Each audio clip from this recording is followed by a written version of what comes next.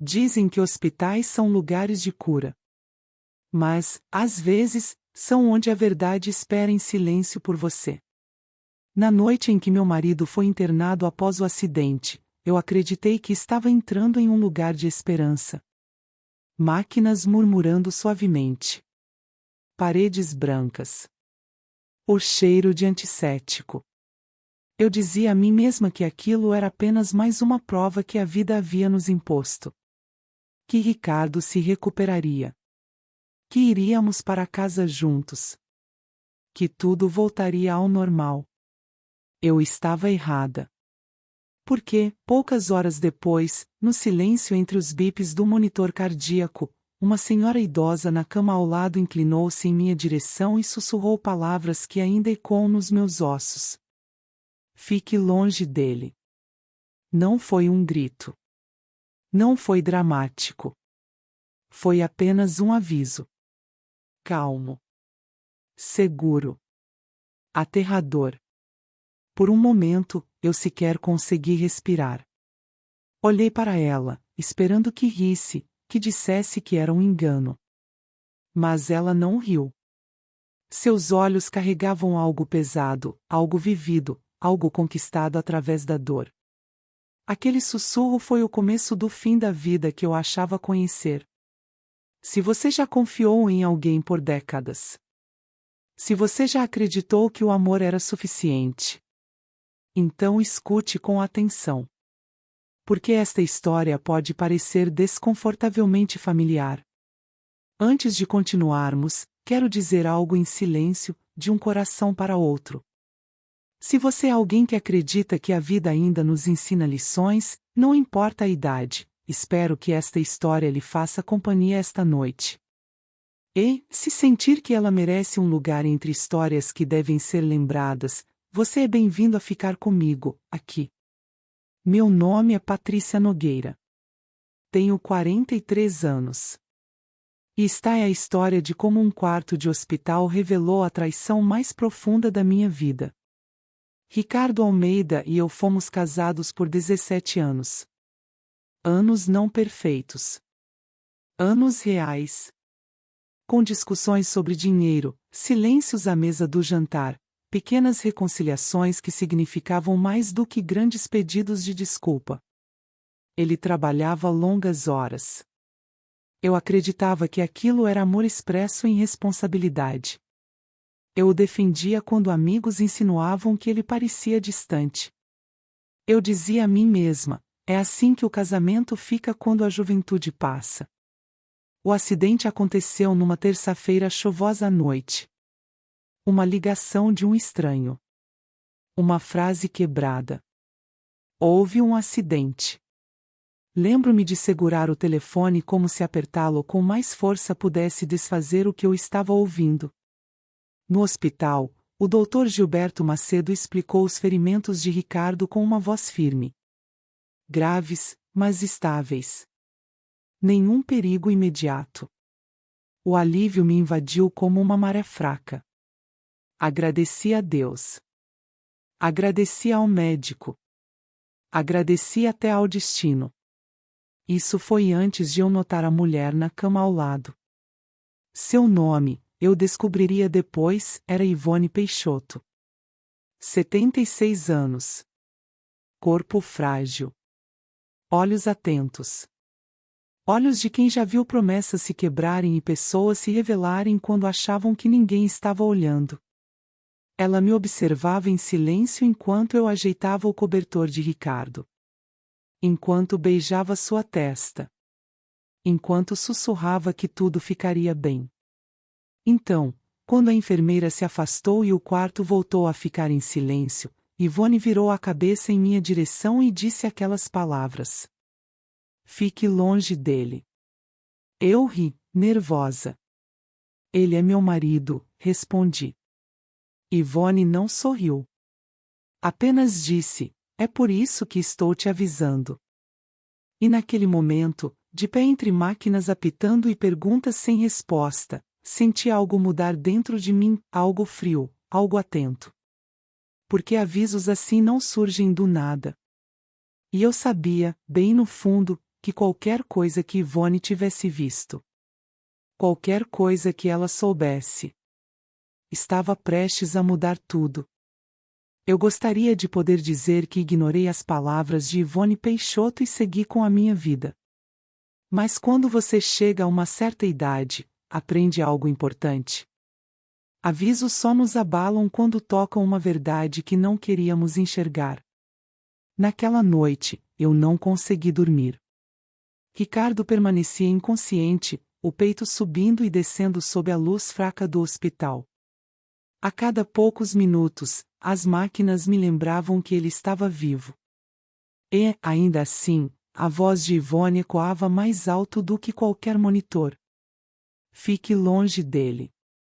Eu repetia para mim mesma que ela estava confusa. Velha. Cansada. Talvez estivesse me confundindo com outra pessoa. Isso teria sido mais fácil. Mas facilidade raramente anda de mãos dadas com a verdade. A enfermeira de plantão, Camila Rios, entrava e saía do quarto com uma calma treinada. Evitava meu olhar mais de uma vez. No começo, culpei a minha imaginação. O estresse faz a gente enxergar coisas que não existem. Mas quando fiz uma pergunta simples, quanto tempo Ricardo precisaria ficar internado, a mão dela tremeu levemente ao ajustar o soro. Os médicos vão decidir, respondeu rápido demais. Rápido demais. Ali surgiu a primeira rachadura.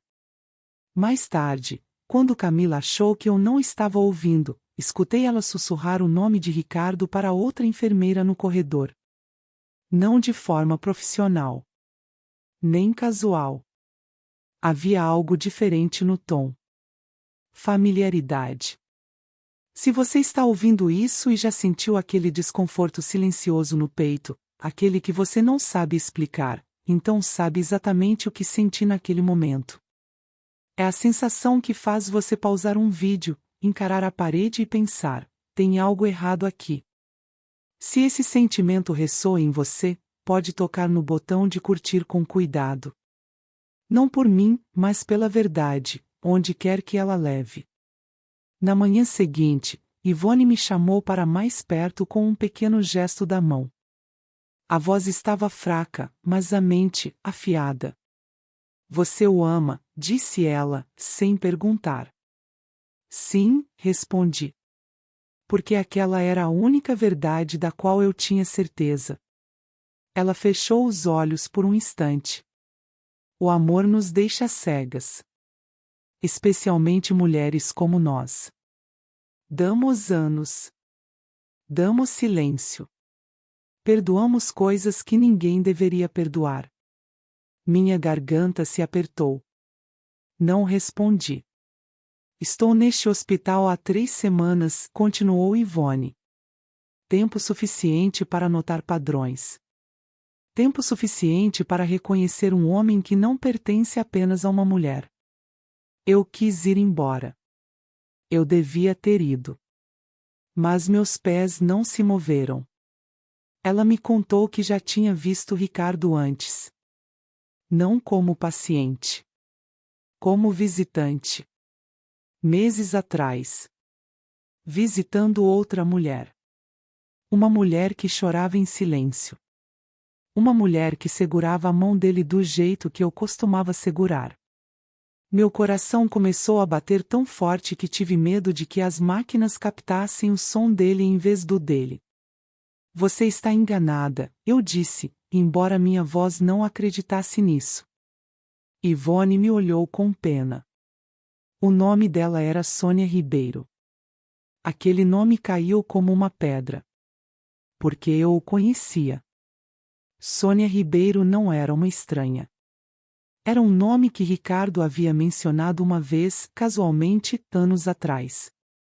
Uma antiga colega, ele disse. Eu acreditei. Por que não acreditaria?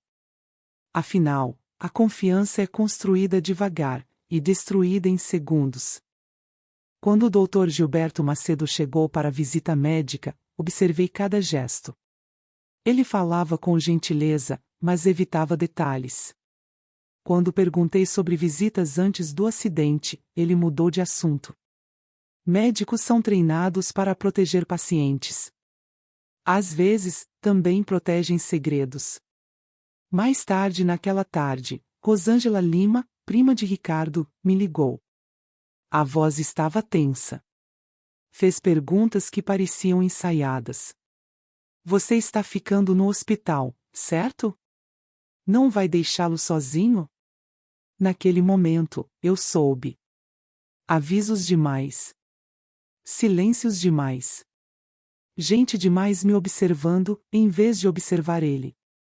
E ali, entre um marido que não podia falar e uma velha que tinha falado demais, uma pergunta queimava dentro de mim.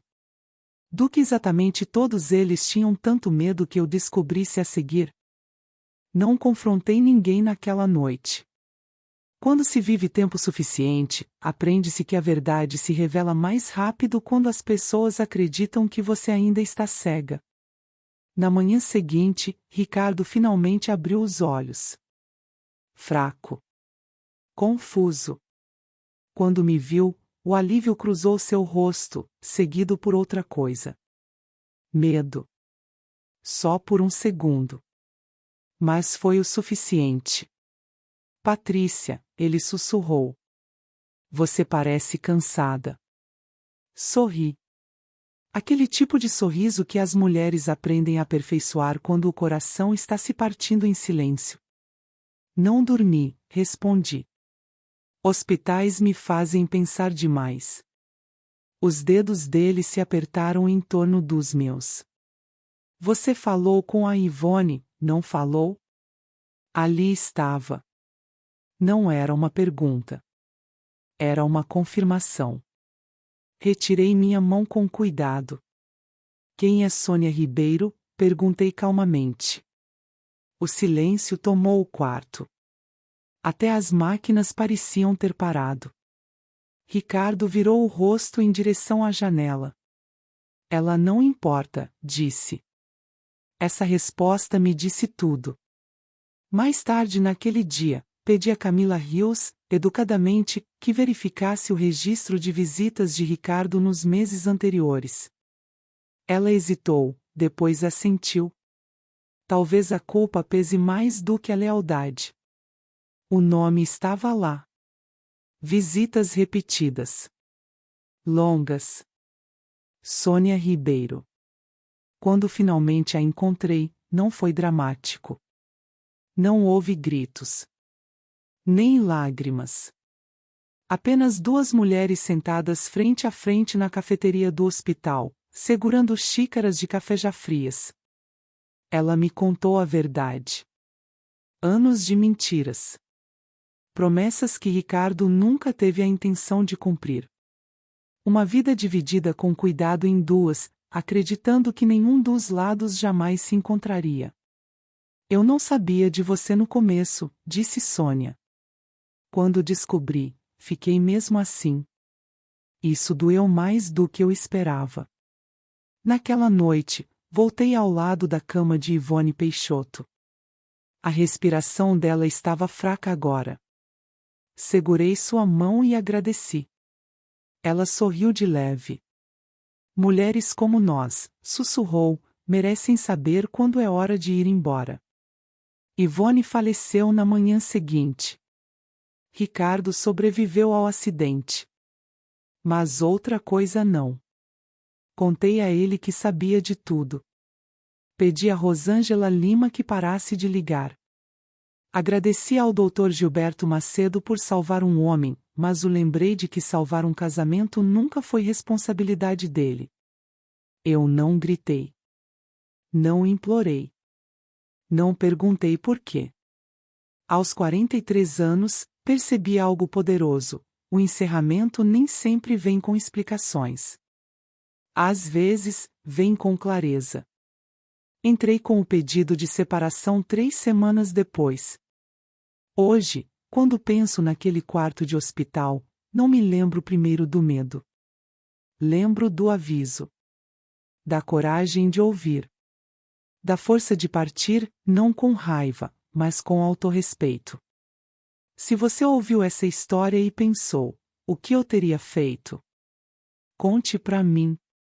Eu leio todos os comentários. Sua história pode ajudar alguém a reconhecer o próprio aviso.